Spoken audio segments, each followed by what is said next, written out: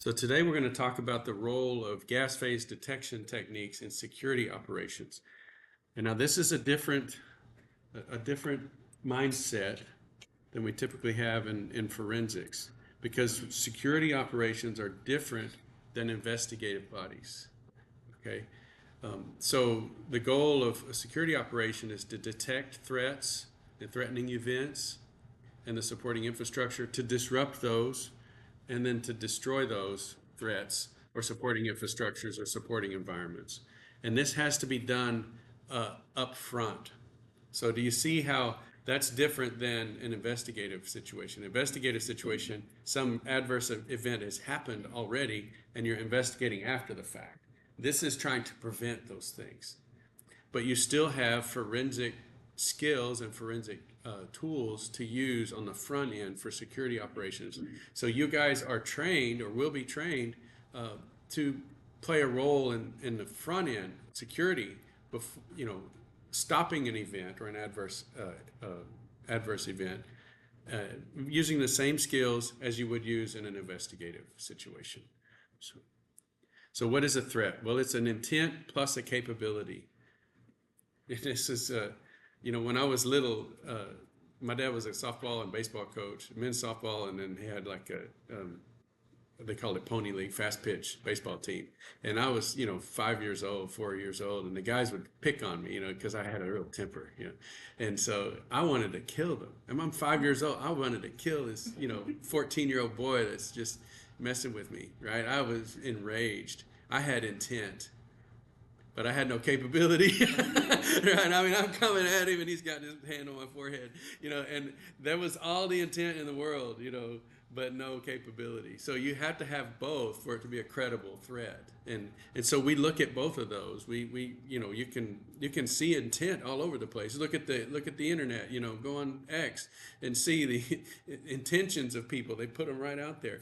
But you need to then investigate what's their capability. Is this a legitimate threat? Okay, and so there's lots of ways to harm individuals. Okay, but there's fewer ways to harm large groups. Okay, so we look at those capabilities. There's many capabilities against individuals, but there's fewer capabilities to harm whole countries, whole economic systems, and so on. So those would be the capabilities that we want to focus on, then prioritize the ones that could do the most damage, do the most harm. So this is, an example of an attractive target. Why? Well, because there's large numbers of people at risk. It's confined to a small area to minimize escape. It's a predictable environment, and it's a highly symbolic target. And then also lots of cameras. Of course, nowadays, every place has lots of cameras. We probably have 30 cameras in here. And so this describes all of these big events, sporting events, business buildings, air travel, mass transit. And so we're going to look at the different capabilities and threats that apply to these and how we can detect and disrupt. So detecting and disrupting would be the skills that we have as analytical chemists. So one of the possible ways to impact large crowds would be chemical warfare agents. And so organophosphate nerve agents, what they do is irreversibly inactivate acetylcholinesterase. They produce a toxic accumulation of acetylcholine, and it's important for your muscle function. That's the main way that these nerve agents impact the body. And so what they do is your muscles fire, and then acetylcholinesterase turns that signal off so that you can relax your muscles. But this locks you up. This makes all your muscles fire repeatedly, and you can never turn them off. And so then eventually you seize up and die. Okay. Now, these are different kinds, blister or mustard agents, or mustard gases, they call them. These are leukocytes. They will attack the skin, and there have been people who survived these. They have to regrow their skin, so it's like an extreme burn, like a burn victim. But the main cause of death in using these in the past has been a secondary infection. So you lose your protective barrier, and then you get sepsis because you have lots of infections. Okay, both of these are very volatile.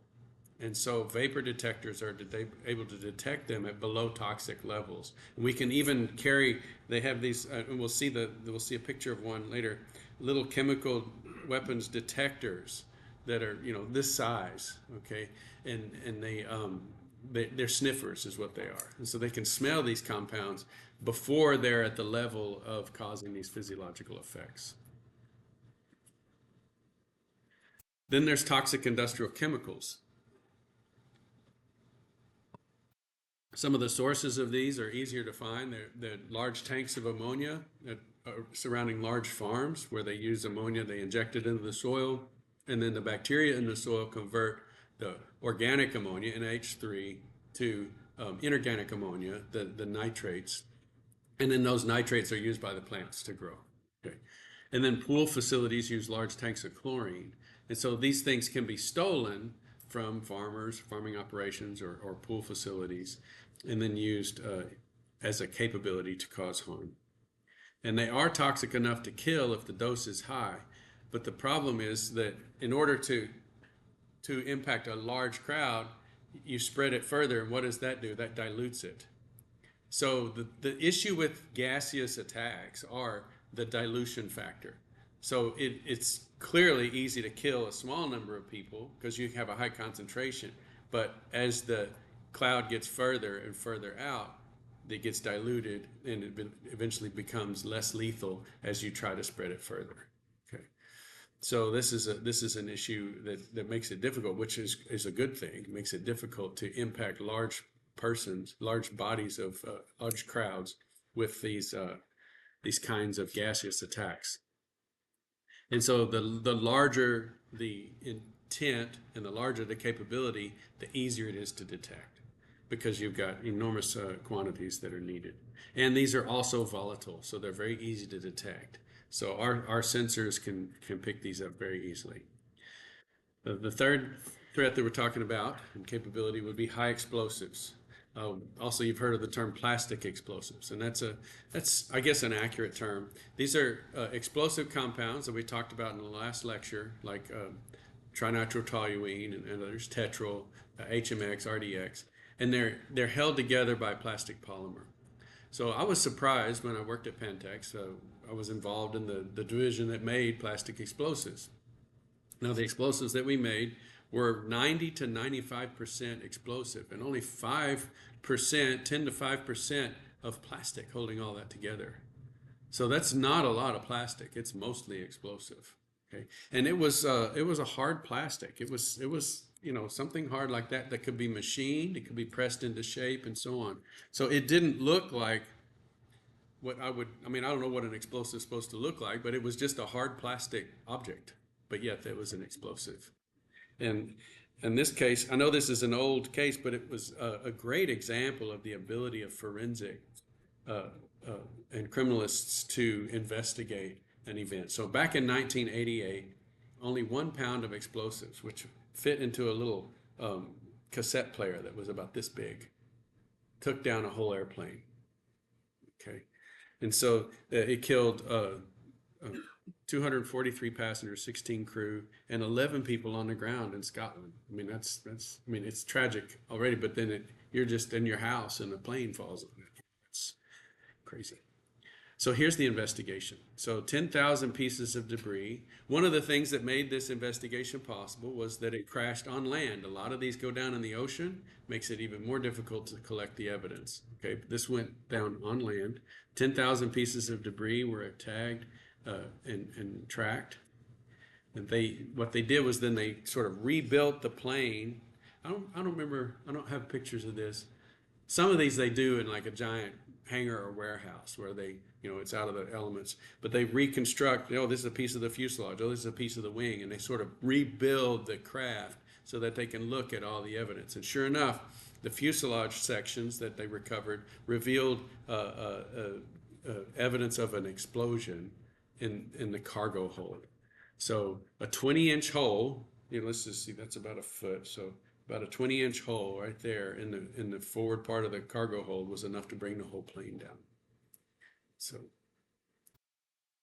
Then they looked at the baggage and they saw some baggage that had high energy damage. So you can tell maybe from flames and so on, you could see baggage that was burned, but then you see baggage that's just ripped apart from the inside out. And you're like, okay, this baggage is the one that contained the bomb. Then they did test explosions. So they had to go probably, and I don't know about this part, but probably to the manufacturer, like Boeing, if it was a Boeing airplane, and get some sample fuselage sections or at least portions and see what kind of size of explosion could cause a 20-inch hole in this area. So they did some test explosions. We'll see some examples of that today too, that we're doing in the forensic science department. And then this Samsonite suitcase that supposedly contained the bomb, they recovered parts of circuit boards and parts of a cassette player. So they even found the circuit board and the cassette player pieces inside that bag, and they traced this cassette player was similar to another cassette player that had been seized in West Germany. Now, the circuit board fragment found embedded in a piece of charred material was identified as an electronic timer. And they said, well, this timer is similar to another one that had been picked up 10 months earlier. Okay, so the timer was traced through its Swiss manufacturer to the Libyan military. So they were even able to trace this back to the military that bought it. And then they discovered that this unaccompanied bag had been routed from Malta to Frankfurt and then on this flight to Heathrow. And so it was flying over Scotland to Heathrow Airport in London when it blew up. So after this, in '88, they said, okay, no more unaccompanied bags. And then the airport questions, have you had your bag with you the whole time? And has anybody asked you to put anything in your bag? You know those questions, if you've flown, you get these questions over the PA system. They ask you to certify whenever you get your boarding pass that you've had your bag the whole time and no one's asked you to put anything in it. And they don't even allow you to just put a bag on the plane and ship it onto your next destination without buying a ticket. So that was pretty amazing investigation. One thing that I think is interesting to point out, even in an explosion that brought down a whole airplane, you can see, let's see, I found my pen, there it is. Okay, you can see the fragments of the circuit board and the timer. Explosions never destroy all the material. Okay, even they don't even destroy all of the explosive. So the completion of detonation, it looks like it's complete. When we saw that little drop hammer test or the hammer test on nitroglycerin, he said it's completely vaporized. Not completely. The very outer edge of that nitroglycerin probably didn't efficiently pass that shock wave through, and it just got pushed. So think about it, you're on the edge of the crowd, and this wave of people starts running your way, but you're on the front edge. There's nobody in front of you. So there's no reason for you to get crushed by the crowd. You can just outrun them and get out of the way, right? So same with the molecules. If you're on the front edge of that thing and the shock wave's coming forward, you can get propelled instead of getting completely decomposed by the shock wave.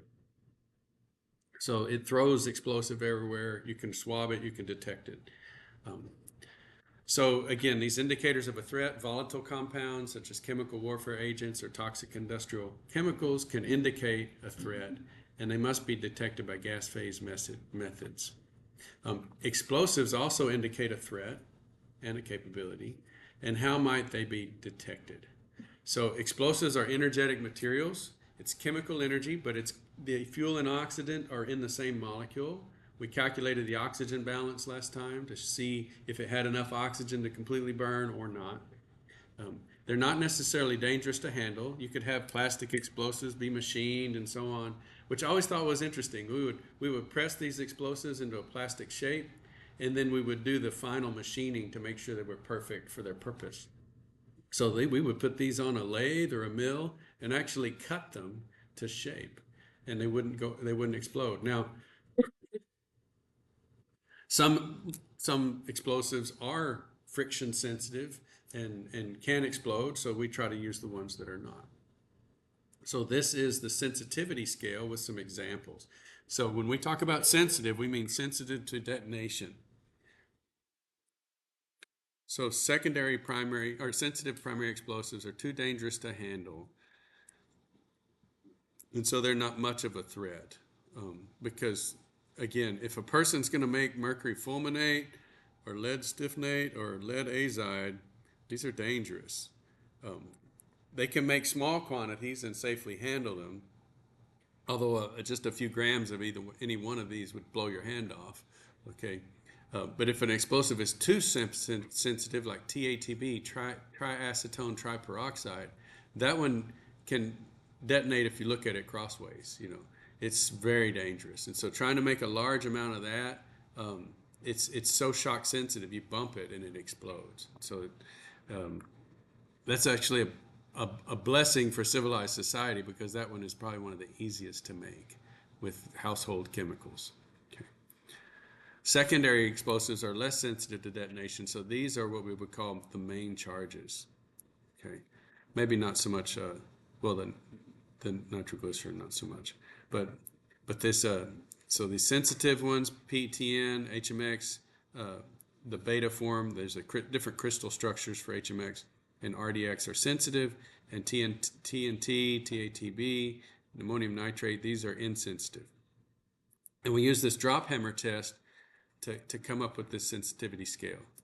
So this is this energy that's put into this object tells us the sensitivity. So this is the drop hammer apparatus. This is from the document from Lawrence Livermore Laboratory. So you have a weight here, the hammer.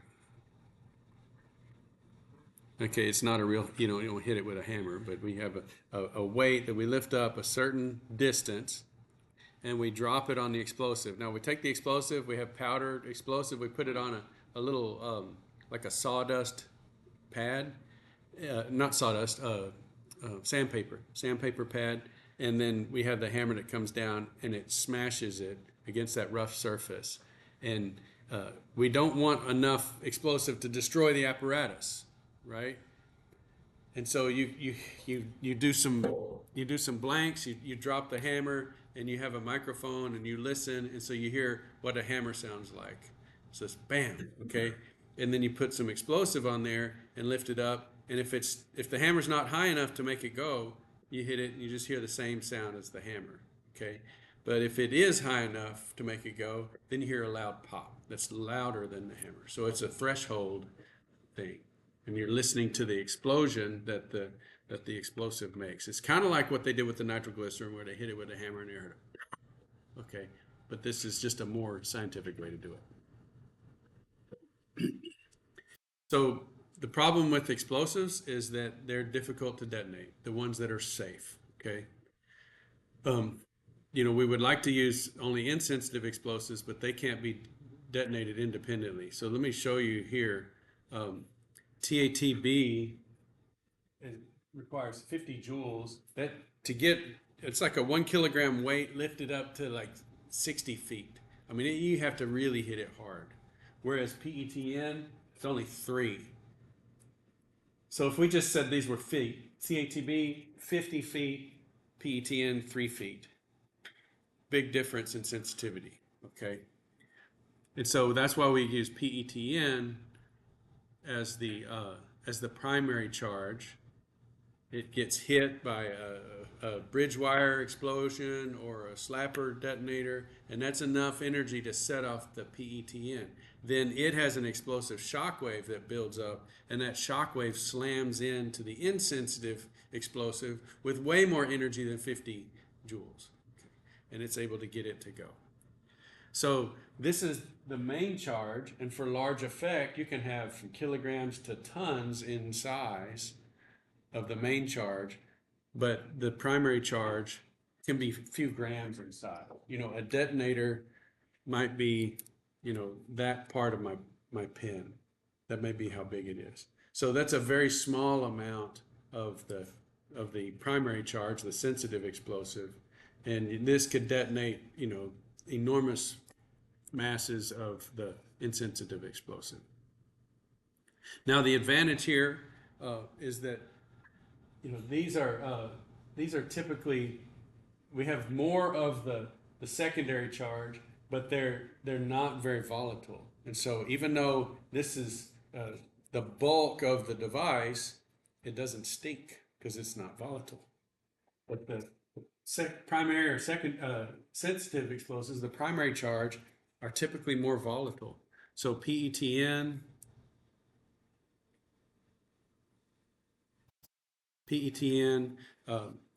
and nitroglycerin for sure are way more volatile than any of these others. Now, the main charge might be made out of TNT, but there's also dinitrotoluene, and dinitrotoluene has 10 times the higher vapor pressure as trinitrotoluene. And so you might be able to smell the impurities in the main charge. So detecting explosives, that's the real trick. We can use imaging techniques, but these really are kind of crude. This is a sort of a mock-up image of what terahertz would give you. You got a person in line, they're fully clothed, but the terahertz energy bounces off of water. And so it's tuned to bounce off of water, and we're mostly water. So it's going to bounce off the surface of the body, the skin, and the water just below the skin. And so it'll go right through clothing. Now, if there's a dense object, you'll get a shadow. Okay, and that's what's going on here. So the light's bouncing off of this person's body, the water in their body, but there's a shadow there. And that's enough to pull her for secondary inspection. So then they pull that person off and say, lift up your shirt and so on in a private space and all that kind of thing.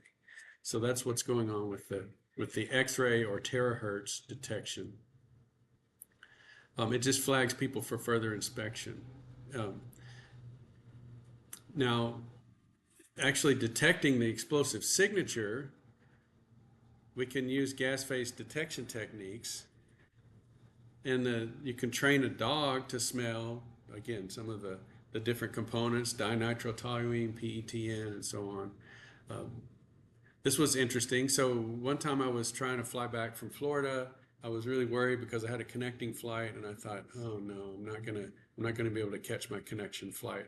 I had to go through security again, and the line was, it had the Six Flags thing where it goes back and forth. And then we went, like that was full, and it was still stretched all the way through the airport. And I had like 30 minutes. I was like, there's no way I'm gonna get through here.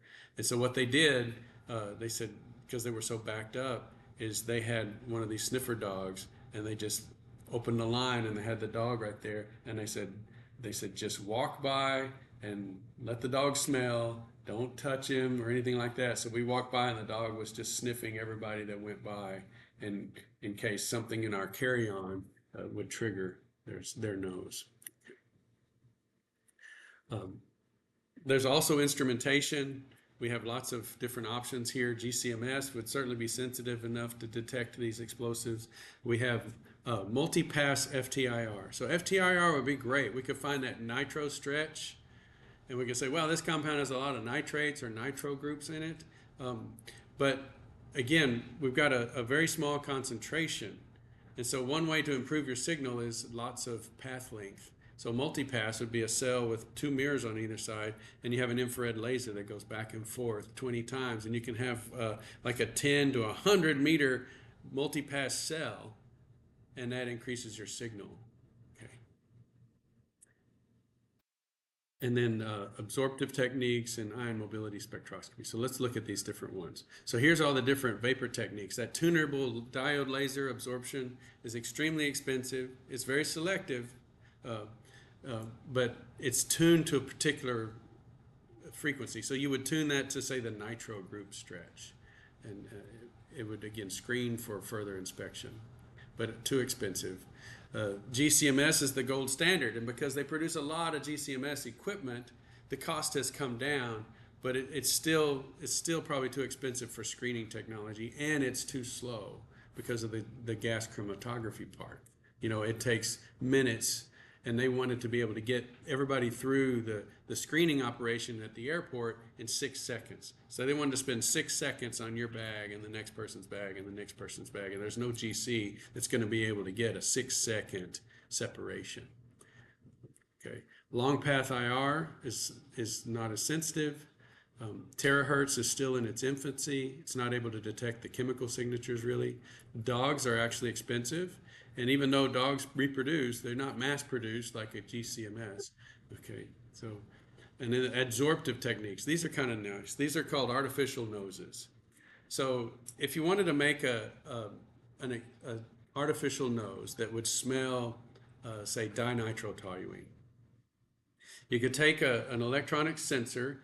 Some of these are bimetal sensors that bend whenever there's something placed on top of them. So they have a little voltage that will make them bend, and then you could detect the gap in that current. So it's kind of like a atomic force microscope. So you can really tell the deflection of this really thin metal. You put dinitrotoluene down, and then you put a polymer coating over it. And then you warm it up and drive off the dinitrotoluene. So now this polymer has created pockets for that particular molecule. And now that molecule's gone. Now if the molecule comes through the air, it can get stuck in that pocket because it's a perfect fit. And so you can tune like little olfactory noses for every compound that you want. But the range of detection is expensive because you're basically making every little nose cell for every compound. So if you wanted to have a detection of dinitrotoluene and PETN and maybe a nerve agent and something like that, you would have to reproduce all of those little polymer detector cells individually. So we haven't found a way to mass produce that yet, but it's been tested in the lab and it's really sensitive and selective. And then there's ion mobility spectrometry. And so that's the benefit of mass spectrometry and chromatography in one vacuumless package. And so we'll get into this one a little better. This one was used by the U.S. Army to detect chemical weapons on little belt-worn detectors. So it's small. It's been used by the U.S. Coast Guard for decades to detect narcotics. And now this is the ion scan thing that we see in all of the airports. And then the master or PhD thesis from Jared, I was on his committee in our own forensic science department, and they have a direct analysis in real time, or DART mass spec, so we'll talk about that. It's a good sniffer mass spec. So this is the ion mobility spectrometry. This is the Smith's detection ion scan that we have. And so these images are from their company. And then this is the chemical weapons detector. So you can see this is a hand. So here's the fingers. So you can see how small it is. So it's a box that's about this wide and about that tall. So this is how it works. We have a heater, a desorber, and we have this sample cloth. So they swab your luggage with this little sample cloth. So this is the little zone that's been rubbed against your luggage. It's put in here and pressed against this little tube that sucks the molecules in. So the molecules get sucked in here. And in most of our instruments, our mass specs in the lab, they have a high voltage ion source. So they have a wire that's very, very negative, and electrons are boiling off of that wire. And so the electrons are going through the vacuum and they hit your molecule and they ionize your molecule. But that's a problem because you got to have a high voltage power supply, which then needs to be plugged into the wall. And if you're carrying this thing on your belt, you're not going to have a high voltage power supply plugged into the wall.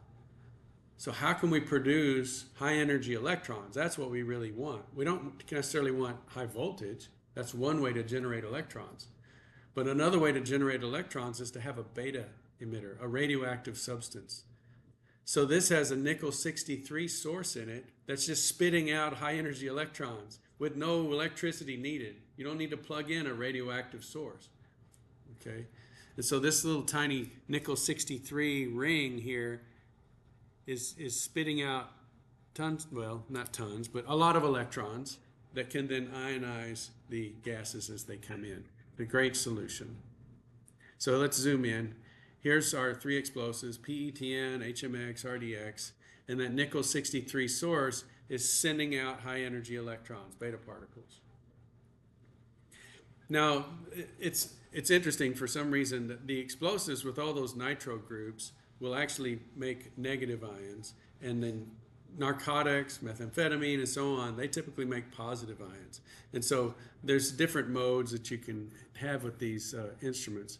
But in terms of our explosives, this detector down here, you see the little plus sign, we'll turn on a positive charge there, and we'll make this gate neutral, and all of our molecules will be attracted to the detector. And so they'll start heading that way. And then we have a counterflow of dry air.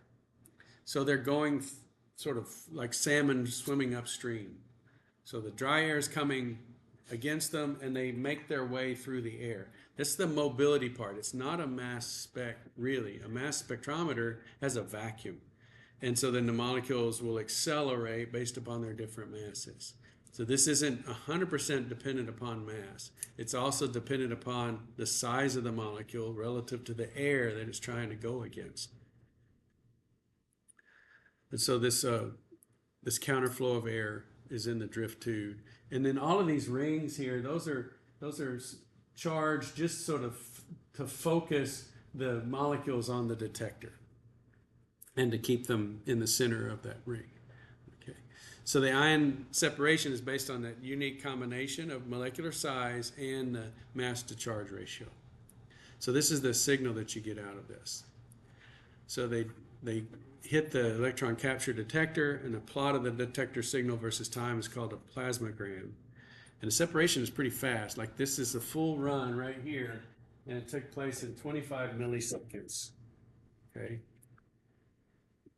So we could do 40 per second, is that right?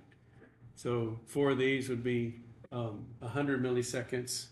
1,000 milliseconds would be 1 second. So 40 in a second, in 1 second. Now, if we do this for multiple seconds, then we get multiple plasmagrams, and this is called a waterfall plot. Now, one thing that's nice about these is they have CH2, Cl2. So dichloromethane is their calibration gas.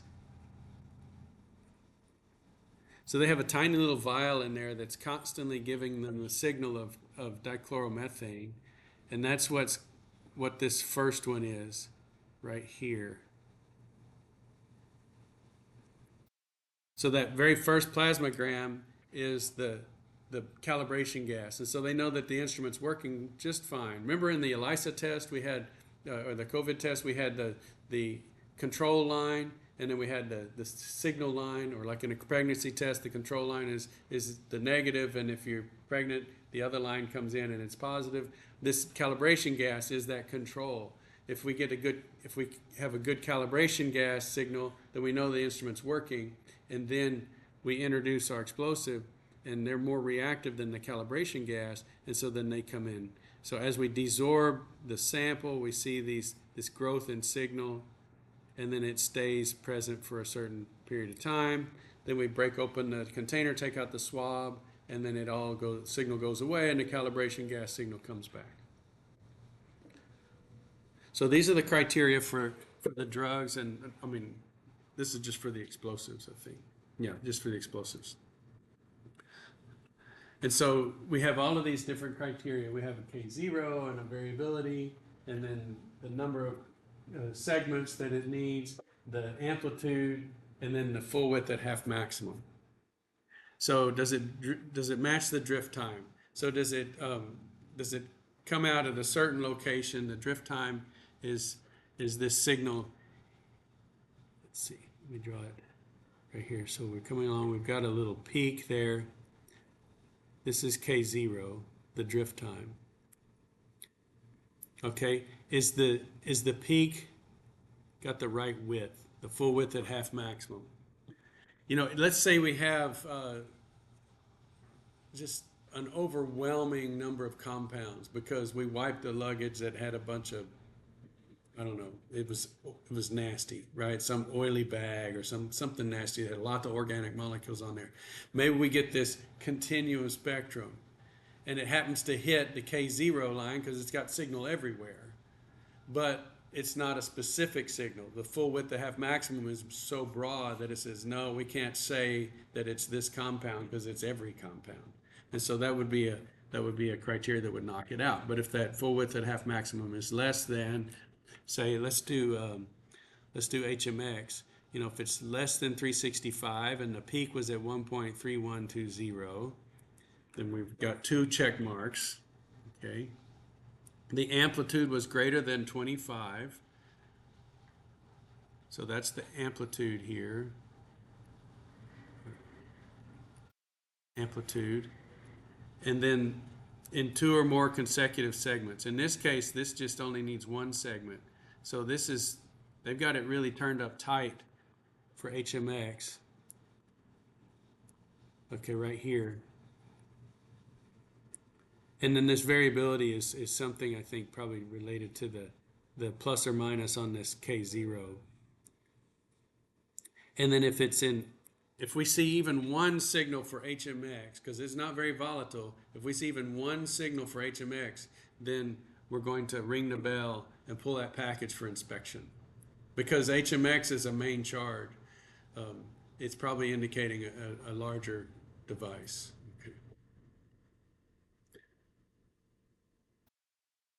And so let's look at this direct mass spec, direct injection.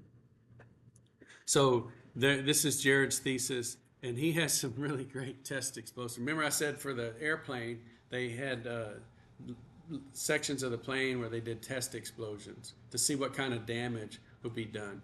Well, this is a fun project that they have going in forensic science where they're making these little toolboxes that have a bunch of screws, some paint stir sticks, some wood that's been torn apart.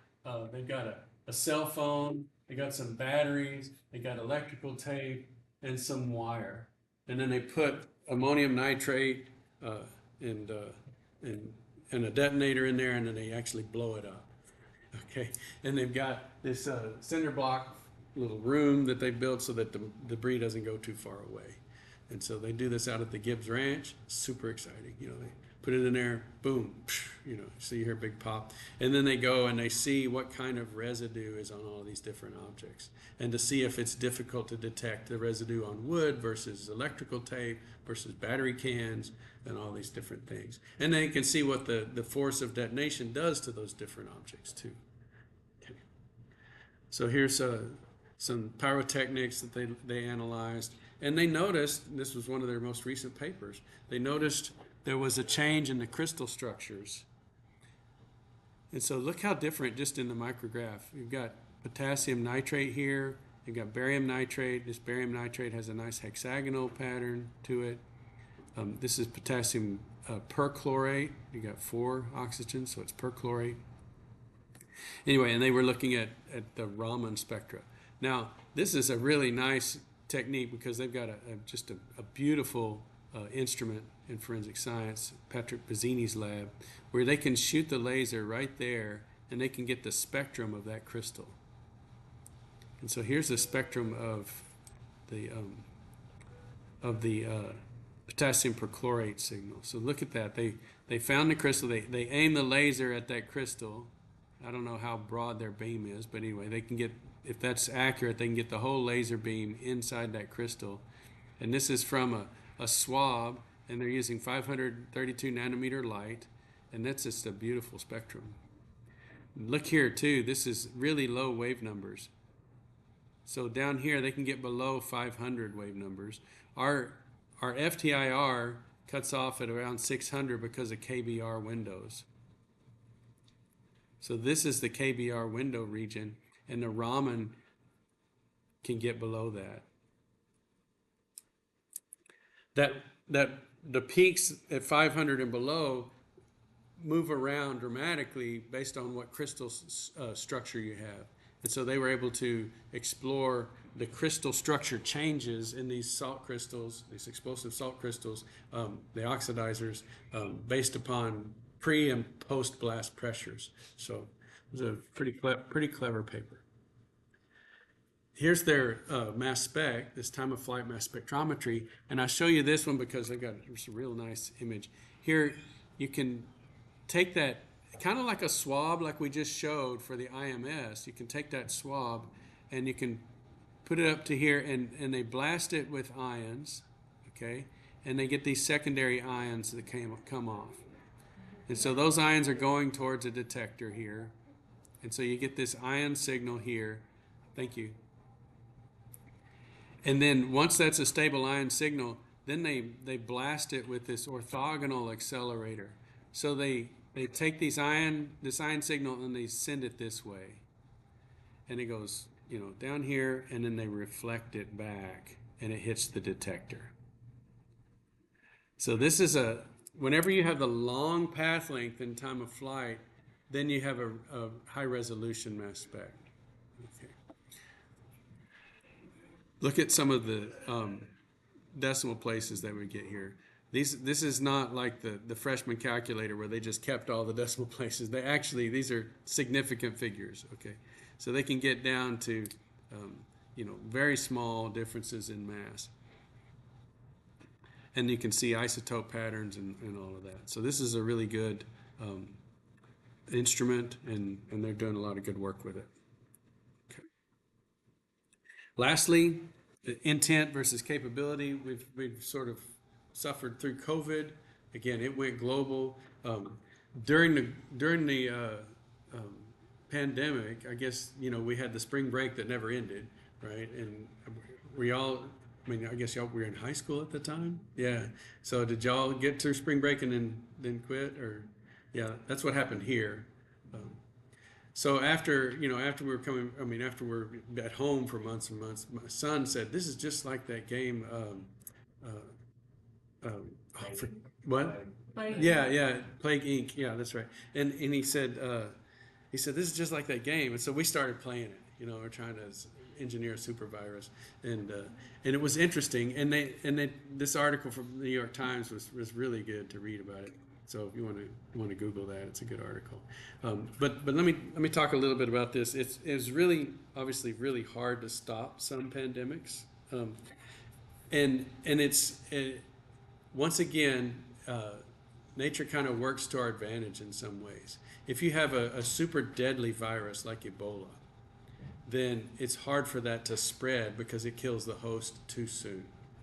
Okay, and so COVID spread because even though initially, like you have the first case that dies, that may not be the first case. First case, if they just got sick and then recovered, you don't even know they had it. So we typically detect the first death of some new virus or some new mutation. Okay, and at that point, that's the only person you know of. So it always starts out at 100% mortality. We've got a death here. They got some new exotic illness. Okay, and so it can't get any worse than 100% mortality, right? It always starts at 100% with the first death of the first person that dies of it. And then you start detecting it, and it always looks like it's way more dangerous than it actually is.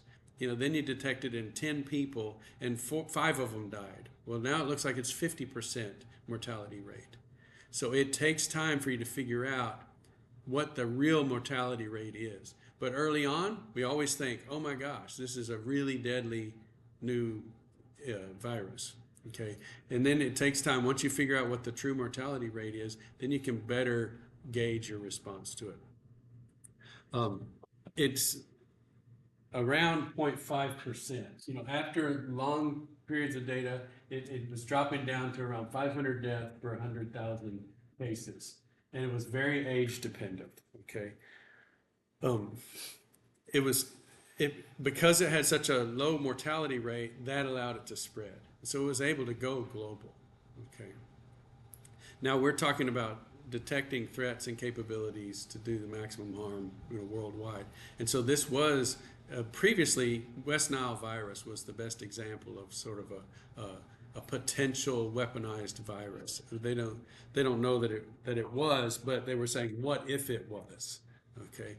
That one was in particularly interesting because the place it came out of in the Middle East It was camel pox, and many of the people in the Middle East had some immunity to camel pox. Okay, and so that would be essential for them. Like if let's say they were gonna make a bioweapon, they would want to make a bioweapon that they had immunity to, because then it doesn't kill the person using the weapon.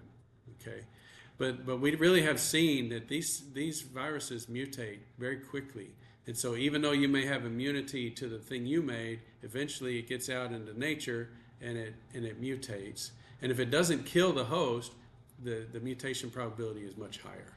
Okay, because then it gets in the host, produces more virus. That virus is shed. That virus has a huge variability in its reproduction and its genetics, and then you get other strains that come in.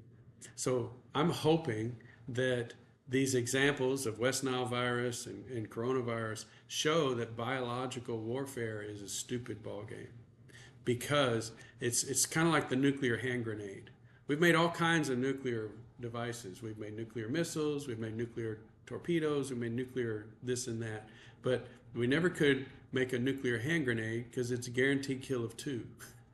It's going to kill the person you throw it at, and it's going to kill you too. And so hopefully our society worldwide can figure that biological weapons are like a nuclear hand grenade. You can't throw it far enough, it's going to kill you too. So West Nile virus, I think, was much more insidious than coronavirus, because coronavirus was person to person, and so we could isolate some degree and try to slow it down that way. But West Nile virus had a vector and a reservoir. So mosquitoes were the vector. Well, good luck trying to avoid mosquitoes. I mean, you can't even like isolate at your home. You go out on the back porch and you get bit by a mosquito. Okay, and then it had a reservoir species, horses in particular. So the mosquitoes would bite horses. The horse would get West Nile virus, not even know it, no real impact on the animal, but then it would carry it to the next season. And then the next season, the mosquitoes would bite an infected horse. Now the mosquito carries it to the humans.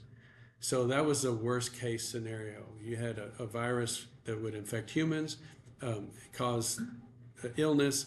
It had a vector that was almost unstoppable in mosquitoes, and had a reservoir species like a horse that it could carry to the next season. So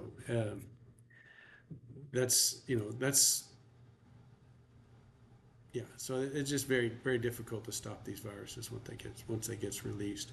We have now bird flu that people are starting to worry about. There have been a couple of human cases, but so far it doesn't appear to be human transmissible. I don't know the examples. I haven't read about what these human cases are, but you'll hear these things popping up, and anyway, it's very concerning. So the take-home lessons for this is the same skills that you have prepared for investigative work, forensic work and investigative work, would also apply to security operations and trying to detect threats and capabilities before an event happens. Okay. Now, you would take that information and then put that through the legal system and so on, and make sure that your response to those threats and capabilities were defensible morally. Okay. Now, in terms of dealing with these threats, we have these different biosafety levels, and of course, this is a biosafety level 4 suit, and every interface is sealed up, and you've got a positive pressure inside the suit, so nothing can get in the suit. And so some procedure, if the virus did escape the Wuhan Virology Institute, some procedure wasn't followed, because we think that it came out with one of the scientists. So that's at least one of the theories. So parting thoughts: the pilots described their flying as hours of boredom interrupted by seconds of terror. Okay, and they say that a successful landing is anyone you can walk away from. Forensic science has been in this terrorist era since 9/11, characterized by years of boredom, hopefully, interrupted by days of terror, but hopefully not. So what we're trying to do is make sure that on the front end that we are able to stop and disrupt and detect and destroy the capabilities or the intents. Hearts and minds would be intents, and using our technology to stop the capabilities. Okay, so as a forensic chemistry major, you have those skills to do these things. So this is an option perhaps that you hadn't considered. I know probably most of you think you've envisioned your future self being in a lab, analyzing, you know, data from a scene or whatever related to a particular criminal case or maybe a civil case. But there's also labs that are doing time-sensitive work on the front end before an event happens. And so you'd have those same skills.